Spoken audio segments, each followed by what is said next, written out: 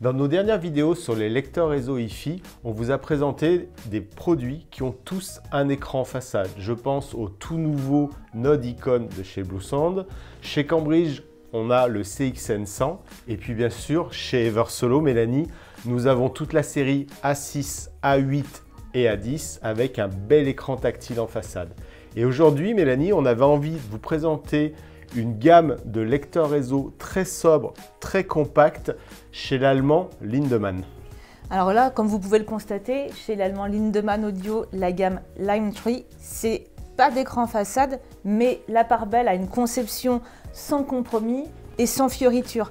Il y a plusieurs marques de Hi-Fi qu'on vous a régulièrement présentées qui ont aussi fait ce choix. Je pense tout de suite à Inuos et Watson Audio. Donc là, l'idée, c'est de se dire comment Lindemann Audio vient s'insérer dans ce marché du petit compact lecteur réseau. Donc la grande question que nous allons répondre dans cette vidéo, et on le sait que c'est important pour beaucoup d'entre vous, vous ne voulez surtout pas d'écran façade qui peuvent perturber le rendu sonore, c'est est-ce que justement on va obtenir avec Lindemann une excellente qualité sonore, et sans écran, est-ce que l'application, elle, va offrir une très belle ergonomie, une très belle expérience? Eh bien on se retrouve tout de suite après le générique pour voir tout cela ensemble.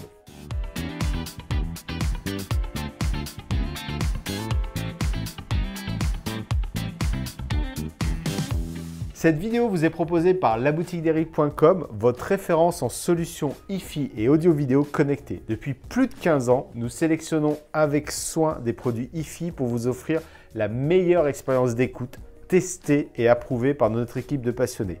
Déjà, près de 40 000 clients ont choisi nos produits, notre expertise, avec une note moyenne de 4,8 sur 5 sur plus de 6 000 avis. Alors rendez-vous sur laboutiquederic.com pour découvrir tout notre catalogue.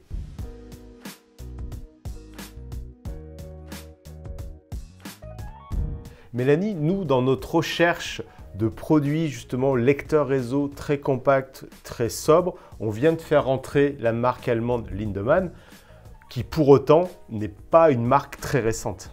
Alors c'est une marque qui a déjà plus de 30 ans, parce qu'elle a été créée en 1992. Et tout de suite, Lindemann s'est positionné sur un marché de la Hi-Fi avec une recherche de l'excellence et dans un design très sobre, un peu à l'allemande. Bien avant, bien sûr, il y a 30 ans, on ne parlait pas de lecteurs réseau connectés. Donc on était sur quel type de produit qu'on peut trouver au catalogue historiquement de chez Lindemann? Alors on y trouvera, comme tu le dis, historiquement parce qu'ils sont plus disponibles aujourd'hui, mais Lindemann a attaqué le marché de la Hi-Fi avec un ampli, tout simplement. Le connecté n'existait pas à l'époque, ou très peu. Et en termes de sources, moi je les avais vus passer, et on les voit toujours quand on fait des recherches, sur aussi des lecteurs optiques. Alors les lecteurs optiques sont venus quelques années après, en 1999 exactement. C'était un premier lecteur CD et eux, ils sont arrivés avec ce qu'on appelle le upsampling, c'est-à-dire en fait, ils augmentaient la fréquence d'échantillonnage, ils ont recherché tout de suite à réduire le jitter, à améliorer les capacités du DAC pour une restitution plus naturelle et plus fluide du fichier numérique. Quand on parle d'une marque allemande, c'est le cas de Lindemann, on pense forcément à une certaine qualité de conception dans leur rigueur et de fabrication. La grande question quand on présente des produits à nos clients, quand c'est des marques européennes, c'est est-ce qu'ils sont uniquement conçus, mais est-ce que c'est aussi fabriqué en Europe et là en Allemagne par exemple? Alors Lindemann, c'est très clair, c'est marqué dessus, c'est conçu en Allemagne, mais c'est aussi fabriqué en Allemagne. Donc si vous retournez les petits lecteurs, vous le voyez, c'est marqué en lettres grasses et en majuscules pour ne pas vous tromper. Donc c'est bien conçu et fabriqué en Allemagne. C'est design and made. Exactement. Et ils vont même plus loin que ça parce que les ateliers dans lesquels ils fabriquent sont certifiés ISO. Donc ça veut dire que pour eux, il est important que la gestion de la qualité soit optimale, tout comme la sécurité de la fabrication, mais aussi la production dans ce qu'ils appellent une très haute fiabilité. Et ils vont même plus loin, c'est-à-dire que dans l'ISO aujourd'hui, tu as même un engagement environnemental. Et ça se traduit, là je le vois dans les notes que tu me proposes, par une extension de la garantie. On est au-delà des 2 ans avec ce fabricant. Ouais, alors eux c'est clair, c'est 5 ans de garantie, donc ça montre déjà la confiance qu'ils ont dans leurs produits. C'est-à-dire que la qualité de conception peut te permettre d'aller sur une garantie jusque 5 ans.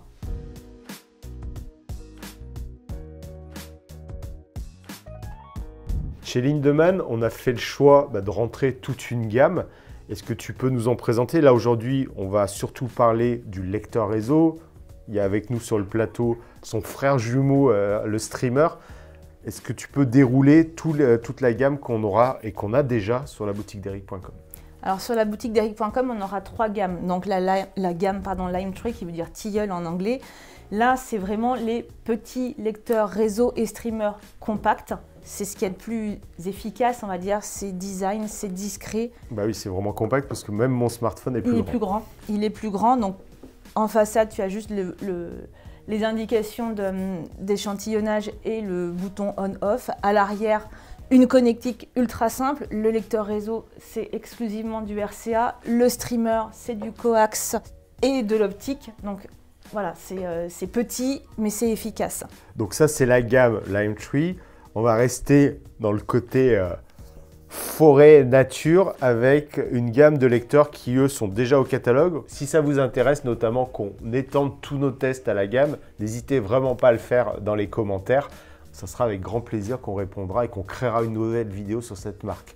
Donc la gamme au-dessus. Alors la gamme au-dessus, c'est un peu plus large, on va dire. C'est la gamme Wood Note.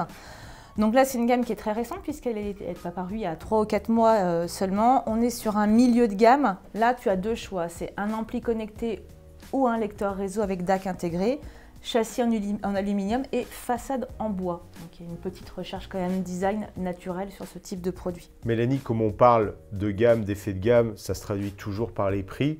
On a oublié de l'évoquer. Donc sur la gamme Lime Tree, le lecteur réseau et le streamer, quels sont les budgets? Alors le streamer est à 1025 € exactement et le lecteur réseau est à 1195 puisque lui il intègre le DAC. Pour ce qui est des Wood Note, tu as donc deux produits. L'ampli connecté il est à 2390 € et le solo qui était le lecteur réseau lui est à 1990 €. Sans rentrer dans le détail de l'ampli connecté, est-ce que tu peux juste nous donner la classe qui est un élément que je sais qui vous est très important pour choisir vos équipements? Alors la classe elle est assez particulière, c'est important de le noter, c'est une classe AD, pas AB, AD. C'est-à-dire qu'ils ont cherché à prendre le meilleur de la classe A qui est clairement le son analogique, la chaleur de cet ampli, mais il chauffe quand même pas mal. On ne peut pas être dans un format trop compact et ce n'est pas le cas là pour le combo, parce qu'il est quand même assez petit au niveau du format. Donc ils ont aussi intégré un ampli de classe D et là ça permet en fait à un petit produit d'avoir un bon rendement au niveau de l'alimentation. Voilà, donc là j'imagine qu'en écoutant tout cela vous en avez l'eau à la bouche. Donc encore une fois dans les commentaires, n'hésitez pas à nous questionner et on sera ravis de faire une vidéo sur cette gamme là. Pour terminer sur la gamme Lindemann, on a un produit qu'on a énormément apprécié qui est vraiment sur le haut de gamme, qui lui aussi est un ampli connecté. Donc la gamme la plus hi-fi chez Lindemann, c'est la gamme Music Book. Donc là, tu as 3 produits. Tu as un lecteur réseau, le Source 2, parce qu'on est sur la 2e génération. Il y a là aussi un ampli connecté qui s'appelle le Music Book Combo. C'est la même dénomination que pour les Wood Note. Et il y a aussi un amplificateur de puissance haute résolution, toujours en classe D, qui s'appelle Power 2. C'est vrai que c'est très simple.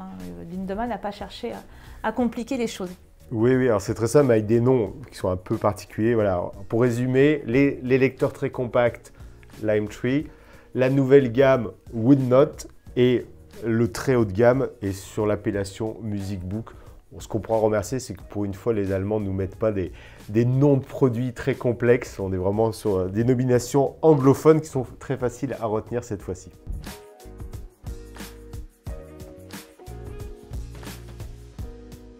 Mélanie, ce qui nous a intéressé en rentrant cette marque au catalogue, c'est comme tu l'as cité, elle est dans des encombrements qu'on connaît chez d'autres marques qu'on a déjà aussi au catalogue. Je pense à Watson Audio, je pense à Weversa. Donc on est vraiment sur des boîtiers très minimalistes. Est-ce que tu peux nous les décrire davantage? Alors c'est un châssis aluminium comme tu peux le remarquer, il tient dans la main. Et au niveau de la façade, c'est ultra minimaliste. Tu as le bouton on-off, donc là il est allumé, la LED elle est orange. La diode verte, là ça te montre que le produit est bien sur le réseau. Donc c'est aussi important, comme ça tu sais que ton produit est parfaitement fonctionnel. Ouais, SR pour signal ready. Exactement. À côté tu as un signal DSD, c'est-à-dire que quand ça passe en DSD, il te l'indique aussi. Et à côté, ce qui est intéressant, parce que c'est aussi des choses que l'on on nous demande souvent, c'est une sortie casque en format 3.5. Qui est vraiment pas facile à voir parce qu'on a deux ronds noirs. Oui, c'est juste à côté du rond noir de l'infrarouge de la télécommande puisque le lecteur réseau est aussi livré avec une télécommande. Alors, en tout cas, moi, ce que j'apprécie par rapport à d'autres lecteurs de petite taille, c'est d'avoir un bouton on-off. C'est rarement présent. Ça paraît basique, mais c'est rarement présent. Après, on est sur un design très germanique, très allemand, parce qu'ils n'ont pas fait l'effort de masquer les vis en question. À l'arrière, au niveau des connectiques, parce que c'est petit, hein, on est sur moins de 10 cm, mais c'est bien, le panneau est bien plein. Alors, il y a ce qu'il faut, c'est-à-dire une sortie RCA pour attaquer ton ampli, et tu as aussi une entrée média au format USB qui a deux fonctions. Tu peux mettre évidemment une clé USB pour pouvoir lire tes fichiers, et tu peux mettre aussi un drive de ce type-là, un drive CD pour pouvoir lire tes CD. J'ai testé, ça fonctionne. Donc tu as accès en fait à, dans l'application directement, la possibilité de CD audio. Donc ça te sollicite pas l'USB, mais le CD audio directement. Après, tu as la possibilité de faire soit du Wi-Fi, soit du réseau filaire. Donc tu as une prise LAN et tu as aussi la prise d'alimentation au format DC. C'est vrai que moi, je le vois vraiment en frontal d'une marque suisse, hein, Watson Audio. Ce que je remarque, c'est qu'on est sur une conception classique. Là où chez Watson Audio, sur les côtés, oui. Ça rentre sur les côtés. Et ce qui est intéressant, c'est qu'on a le choix de la connectivité entre le réseau sans fil et le RJ45. Donc c'est tout petit, c'est minimaliste, mais on a quand même pas mal de choix. Tu as commencé à évoquer les sources qui étaient possibles. Donc on a vu sur l'USB. Donc quels sont les protocoles réseau que prend en charge le Limetree de Lindemann? Alors Lindemann a sa propre application développée sous iOS et Android. Tu peux aussi faire de l'UPnP ou du DLNA si tu préfères faire du Bubble UPnP ou voire même du mConnect. Roon aussi, compatible si vous possédez la licence Roon. Et il y a du Bluetooth, mais ça, toujours la même histoire. C'est le Bluetooth, c'est plus pour les copains quand ils passent à la maison que pour vous dans votre écoute purement Hi-Fi.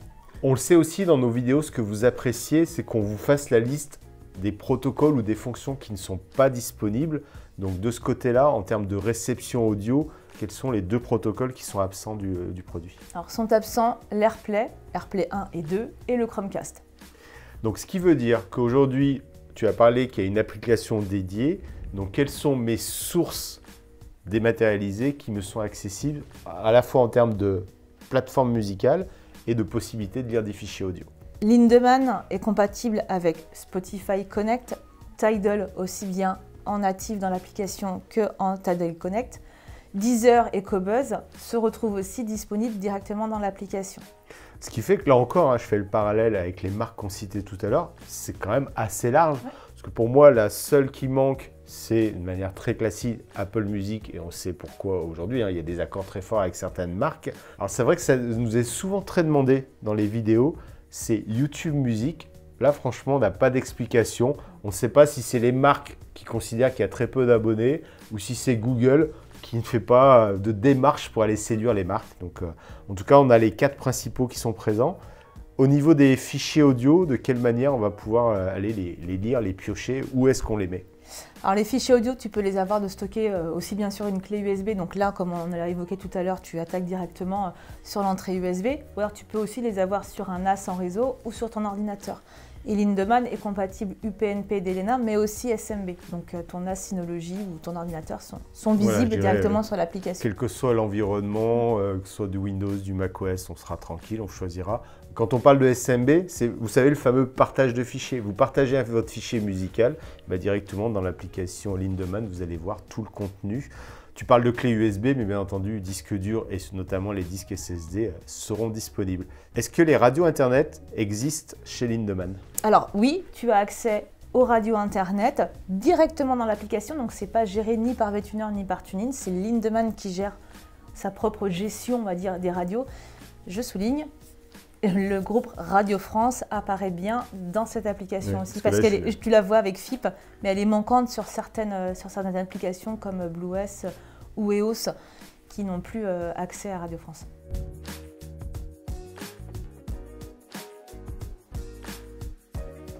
Donc quand on choisit, Mélanie, une nouvelle marque, on est vraiment attentif à 3 points. La qualité musicale, on va vous en parler bien sûr dans cette vidéo. la pérennité de la marque. Là, on vient de vous le dire, ça fait 30 ans qu'ils sont là. Et ce qui est hyper important, c'est-à-dire que quand on se pose dans son canapé, dans son fauteuil pour écouter la musique, on prend l'application en main et nous, on fait vraiment attention qu'elle soit agréable, que ce soit une vraie expérience aussi dans son usage.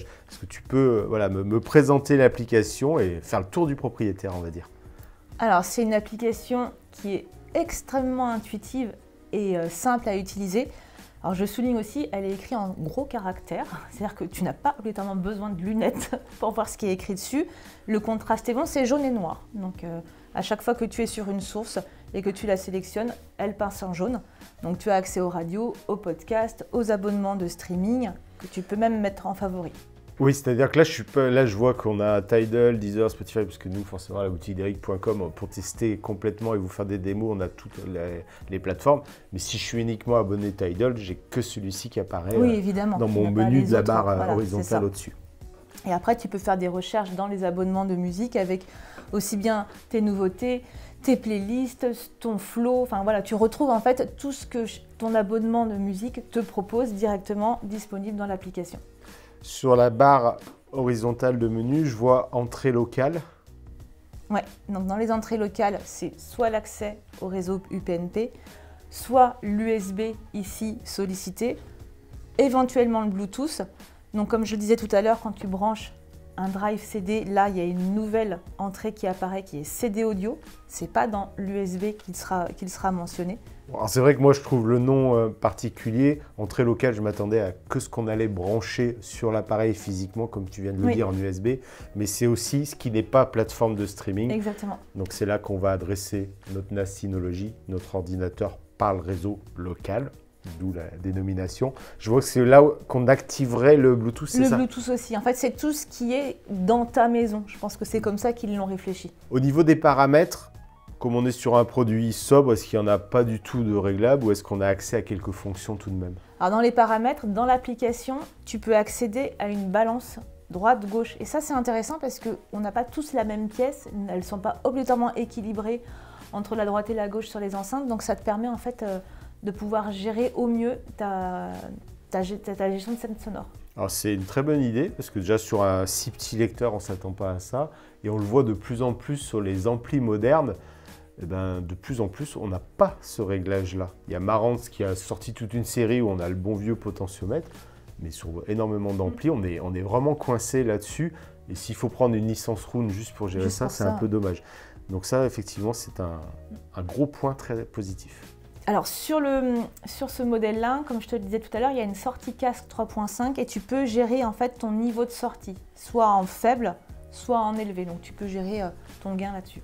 Quand tu m'as présenté l'application, là quand on se balade dans les paramètres, moi il y a quelque chose qui m'interpelle, c'est que je vois marqué le mot multiroom. Alors justement, tu viens de le dire, il est dans les paramètres et pas dans les sources parce que le multiroom, il faut vraiment considérer que c'est une gestion multiroom avec un autre appareil de la gamme Lindemann. Donc c'est pas ce que propose Sonos, Bluesound ou EOS avec des enceintes que tu peux mettre dans chaque pièce et avoir un relais sur chaque zone sonorisée. C'est vrai que nous, ce qu'on apprécie dans les marques qui proposent le multiroom, c'est d'équiper l'installation principale, généralement dans le salon avec un lecteur. Et après, on le sait que dans la cuisine, dans le bureau, dans la chambre, ce qu'on voudra, c'est vraiment une enceinte Wi-Fi et pas remettre un lecteur parce que ça implique de remettre un ampli et des enceintes. Ouais. Mais peut-être qu'ils vont enrichir la gamme, parce qu'on voit arriver des nouveaux produits avec des enceintes Wi-Fi. C'est vrai que si elles seraient placées, comme beaucoup de marques, entre 200 et 700 €, ça serait parfait là-dessus.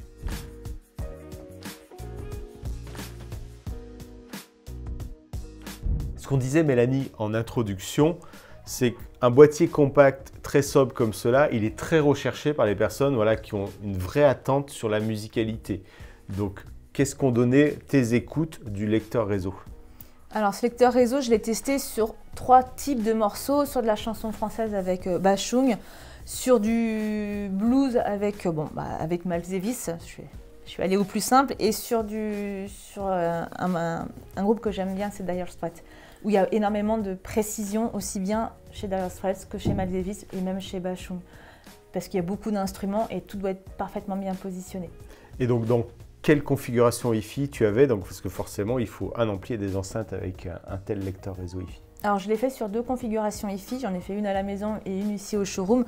Et au showroom, je me suis dit tiens, je vais tester un peu ce que disait Lindemann avec ses amplis de classe A. On a un Musical Fidelity A1 et une paire de Martin Logan Motion B10 qui sont pour l'ampli très rond, très chaleureux et pour la B10 chez Martin Logan très précis. Donc tu nous parlais de 3 morceaux, donc justement avec La Nuit je mens d'Alain Bashung, quels ont été tes ressentis d'écoute? Alors j'ai été plutôt bluffée, je t'avoue, parce que j'aime beaucoup cet artiste, il y a beaucoup de précision, particulièrement sur la guitare, et là c'était hyper réaliste. La scène sonore, elle était parfaitement représentée là devant moi. Et même la voix de Bashung qui est très particulière, elle avait vraiment une très belle incarnation. Dans les écoutes, moi je suis très attentif, je dirais, à l'ambiance que cela crée. Donc quels ont été tes ressentis avec ce Lime Tree?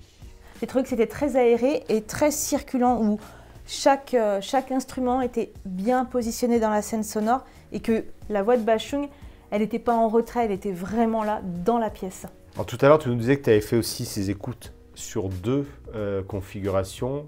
Tu as oublié de nous parler de la deuxième. Alors, la deuxième, c'est un modèle 50 de chez Marantz et une paire d'enceintes colonnes Oberon 5 de chez Dali. Donc je les connais bien parce que c'est celles qu'on a à la maison. Et là, c'est pareil, c'est vrai qu'on a eu l'habitude d'avoir des lecteurs peut-être un peu plus ronds ou plus valorisants, on va dire. Et en fait, j'ai découvert ce morceau, enfin je dirais que j'ai redécouvert ce morceau et il y a énormément de détails que je n'avais pas jusque-là entendus. Sur ton deuxième morceau, cette fois beaucoup plus jazz.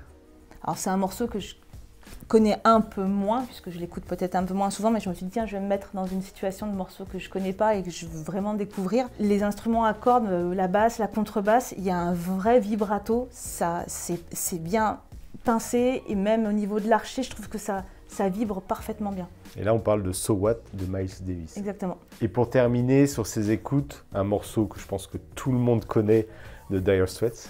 Bon, là, c'est Sultans of Swing. Donc, bon, vous connaissez tous, je pense, ce morceau-là. Morceau avec un gros solo de guitare. Et là, il y a carrément les doigts sur les cordes. C'est-à-dire qu'on sent parfaitement sur quelle corde il est et où est-ce qu'il est sur sa guitare. Donc, tu vis le morceau pleinement. Alors Mélanie, une fois n'est pas coutume, on n'a pas parlé de la puce de conversion qu'il y a dans ce lecteur réseau, mais je dirais moi ça me va bien parce que quand j'écoute de la musique, c'est justement la musique que j'écoute et c'est pas l'électronique embarquée. Mais après voilà, je le sais, les gens aiment bien savoir quelle est la puce de conversion, donc numérique, forcément analogique avec les sorties RCA qu'on a dans ce Lime Tree Network, c'est cela. Network 2, ouais. Alors Lindemann a fait le choix de s'associer avec Sabre. Et donc tout de suite, la connotation musicale, c'est très vivant, très précis, très aéré. C'est vraiment voilà, la connotation de chez Sabre.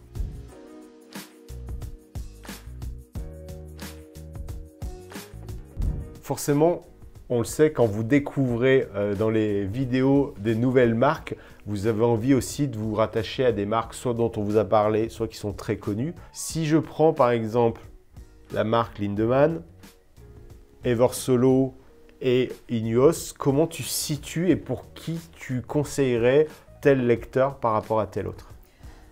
Les Lime Tree chez Lindemann, c'est vraiment une écoute très naturelle et très immersive.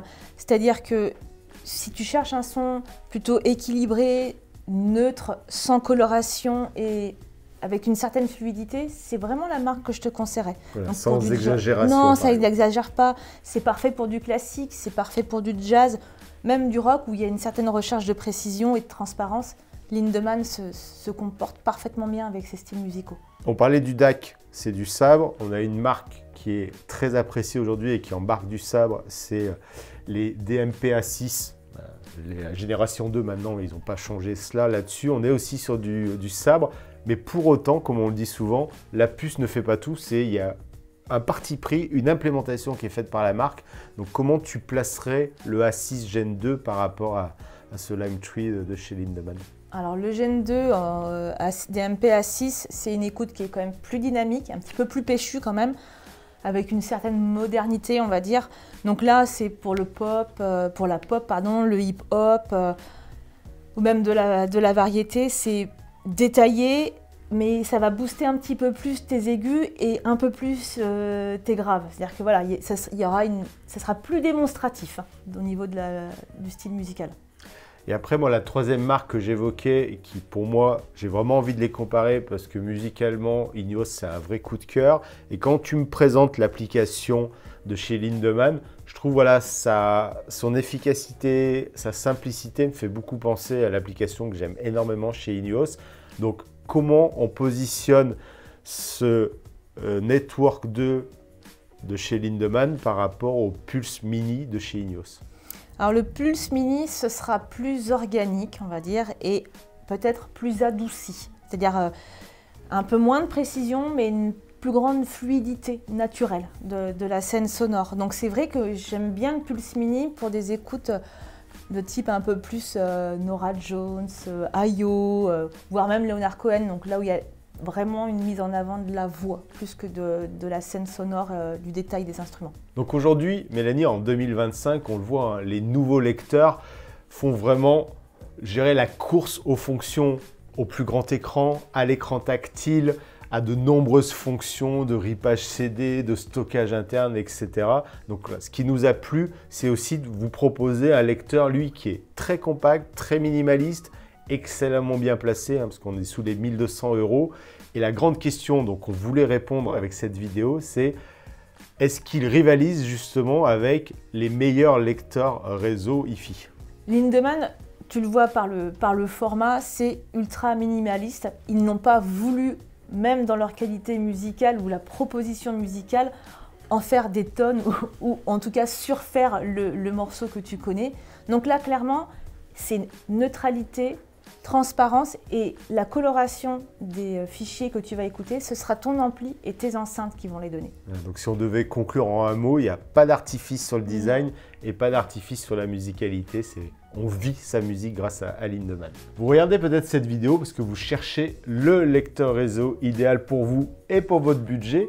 Donc en complément de ce Lindemann, on propose aussi une vidéo de lecteur sous les 900 € de la marque Cambridge Audio, Eversolo, FiiO et Bluesound. Et puis bien entendu, comme d'habitude, on vous retrouve avec Mélanie dans le showroom pour écouter ce nouveau lecteur réseau. Et puis pour ma part, dans les commentaires, n'hésitez vraiment pas à nous faire part de vos expériences et surtout de vos recherches en lecteur réseau.